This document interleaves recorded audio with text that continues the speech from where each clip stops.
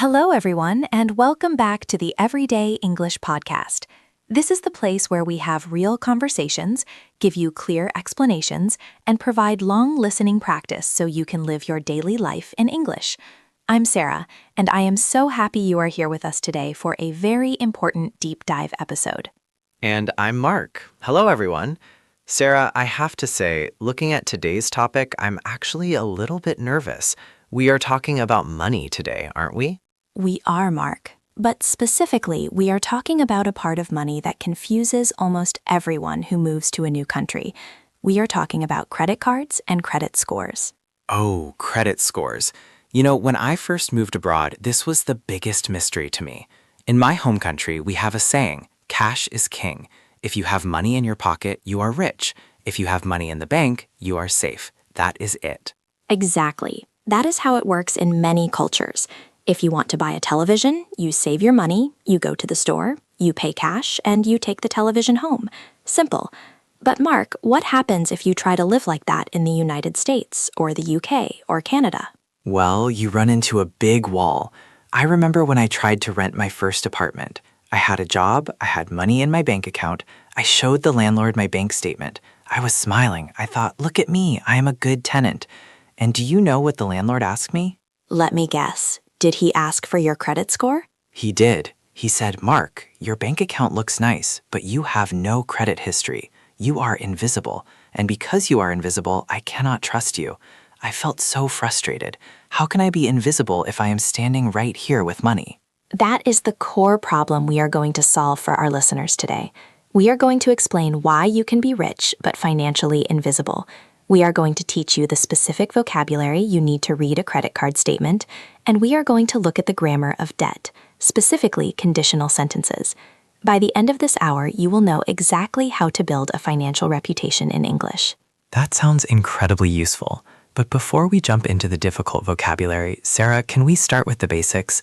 What is the actual difference between a debit card and a credit card? To me, they look exactly the same.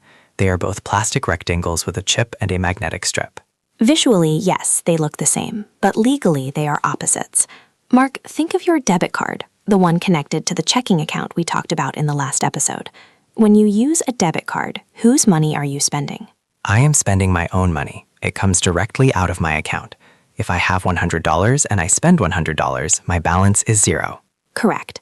A debit card is a link to your past work. You earned the money, now you spend it. But a credit card is different. When you swipe a credit card, you are not spending your money. You are spending the bank's money. You are borrowing. So essentially, the bank is paying the store for me, and then later I have to pay the bank back. Exactly. It is a short-term loan. And this is why immigrants and international students get into trouble. They think, well, I don't want a loan. I don't want debt. Debt is bad. So they never get a credit card. But here's the secret, Mark. In the Western financial system, you need to prove that you are good at being in debt. That sounds so strange. I need to prove I am good at being in debt? Yes. The system wants to see that you can borrow money and pay it back on time, over and over again. This creates your credit history. It is like a report card for your financial behavior. If you never borrow money, you have no report card. The landlord doesn't know if you are responsible or irresponsible. You are just a question mark. I see. So when the landlord called me invisible, he meant that there was no data about my reliability. Exactly. So step 1 for living your daily life in English is to accept that you need a credit card, not to buy things you can't afford, but to build this history. But you have to use it correctly. Okay, so let's imagine I have applied for a card and I received it in the mail. I buy some groceries. A month later, I get a document in the mail or in my email. It is called the statement. The statement. This document is frightening for many people because it is full of numbers and confusing terms. If you don't understand these English words, you can lose a lot of money. So let's do a vocabulary deep dive right now. I am going to throw some terms at you, Mark, and we will break them down. I am ready. I have my imaginary statement right here. Okay. The first and most important distinction is between two numbers usually found at the top, the statement balance and the current balance. What do you think the difference is? This is tricky. Balance generally means the total amount of money, but why are there two? This is where people get confused. The statement balance is the amount you owed on the specific day the billing month ended. Banks operate in cycles, usually 30 days.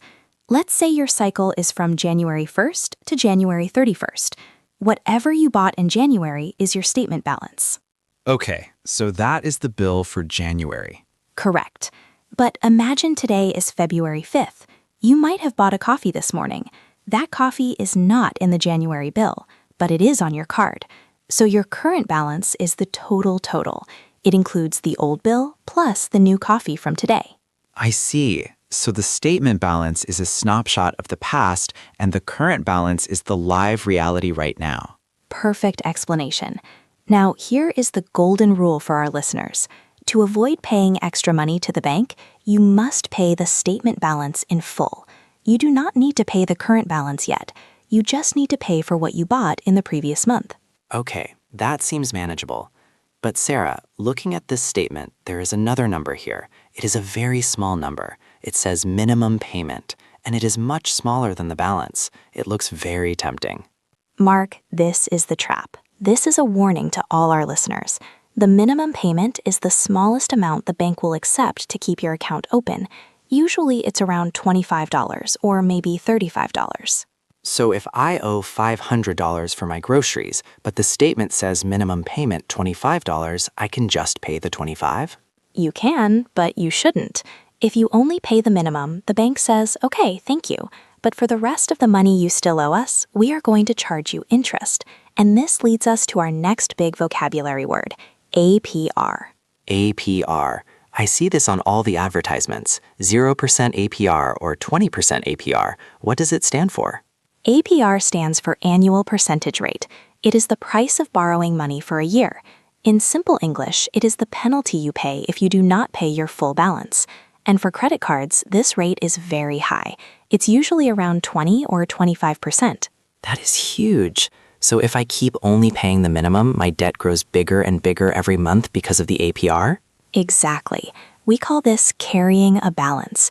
In English, if you carry a balance, it means you did not pay the full amount, and you are moving the debt to the next month. This is how people get into financial trouble. They see the small minimum payment, they think it is easy, and they ignore the APR. So to summarize this vocabulary section, the statement balance is what I must pay to be safe. The current balance is everything I owe total. The minimum payment is a dangerous trap, and the APR is the penalty cost. You got it. And there's one more good word we should learn. It is the grace period. Grace period. That sounds nice. Grace is usually a kind word. It is. The grace period is the time the bank gives you to pay the bill before they charge interest. Usually you get your statement on the 1st of the month, but the money isn't due until the 21st or 25th. That gap, those 25 days, is the grace period. If you pay within the grace period, you pay 0 interest. The bank lends you money for free. That is the sweet spot. We want to use the bank's money for free to build our score, but never pay the penalty. Precisely. Now, Mark, since we are talking about consequences, things that happen if we do something, this is the perfect time to talk about grammar, specifically conditionals. I love conditionals. They are the if sentences. Yes. When we talk about money and banking contracts, we use the first conditional a lot. The first conditional talks about a real possibility in the future. The structure is if plus present simple, followed by will plus verb. Can you give us an example related to the credit card statement? Sure. Here is a very common one. If you pay late, the bank will charge a fee. Okay. If you pay is present simple. The bank will charge is the future. Right. Let's try another one regarding the minimum payment. If you only pay the minimum, you will accrue interest. Ooh, that's a good vocabulary word. Accrue. ACCRUE. What does accrue mean? Accrue means to accumulate or to build up over time, usually used for money or benefits. So interest will accrue means the interest will grow and add up. Got it. So if I carry a balance, interest will accrue. Perfect. Let's try a positive one. Mark, make a sentence using pay off and improve score. Okay. If I pay off my balance every month, my credit score will improve. Excellent. Pay off is a phrasal verb. It means to pay the complete amount until the debt is 0. You don't just pay the bill, you pay it off. That sense of completion is important. I really like how logic and grammar work together here. Financial rules are basically just conditional sentences. If you do this, that happens. If you don't do this, that happens. That is a great way to think about it. If you master the first conditional, you can understand almost any bank contract. The contract is just a list of ifs. If you exceed your limit, we will decline the transaction. If you use your card abroad, we will charge a foreign transaction fee. This is making me feel a lot more confident. But Sarah, we have a practical problem. We are telling our listeners to get a credit card to build history. But earlier I said that when I tried to get an apartment, they rejected me because I had no history. It feels like a circle. How can I get a credit card if I have no credit history to get approved for the card? That is the classic chicken and egg problem. You need credit to get credit. But there is a special backdoor for immigrants and new residents. It is called a secured credit card. A secured credit card. How is that different from a normal or unsecured card? With a normal card, the bank trusts you based on your history. With a secured card, you have to buy their trust first. You give the bank a deposit. For example, you give the bank $500 of your own money. They hold it. They freeze it. Okay, so they have my $500. Then they give you a credit card with a limit of $500. If you run away and don't pay your bill, they keep your deposit. So there is zero risk for the bank. Ah, that makes sense. So I am basically borrowing my own money? In a way, yes. But, and this is the important part, it counts as a real credit card on your report. The bank reports to the credit bureaus that Mark is paying on time. After 6 months or a year of this, you have a history. Then the bank will usually upgrade you to a normal card and give you your deposit back. That is a brilliant strategy. It's like training wheels for a bicycle. You use the secured card until you are steady, and then you take the wheels off. Exactly. So if you are listening and you have been rejected for a credit card, do not give up. Go to your bank and ask specifically for a secured card. Sarah, could we do a little practice? I think many of our listeners might be afraid to walk into a bank and ask for this. Could we role play a short conversation? I will be the customer and you can be the bank teller. That sounds like a great idea. Let's focus on polite language. When you want something in English, you don't say, I want. That is too direct. You should use I would like or I am interested in. Got it. Okay, let's start. I am walking up to the desk. Good morning. I am a new customer here. Good morning, sir. How can I help you today? I would like to apply for a credit card. Certainly. We have several options. Are you interested in our rewards card or our travel card? Well, actually, I am new to the country, so I don't have a credit history yet. I am interested in building my credit score. I understand. Since you don't have a history yet, the system might not approve a standard card. Have you considered a secured credit card? Yes, that is what I'm looking for. What is the minimum deposit required? The minimum deposit is $300, which will also be your credit limit. Would you like to set that up? Yes, please. And I have one question. Does this card charge an annual fee? No, there is no annual fee for the first year. That sounds perfect. Let's do it. Pause there. That was excellent, Mark. Listeners, did you hear the key phrases Mark used? He said, I am interested in building my credit score. This tells the banker exactly what your goal is. And I asked about the minimum deposit and the annual fee.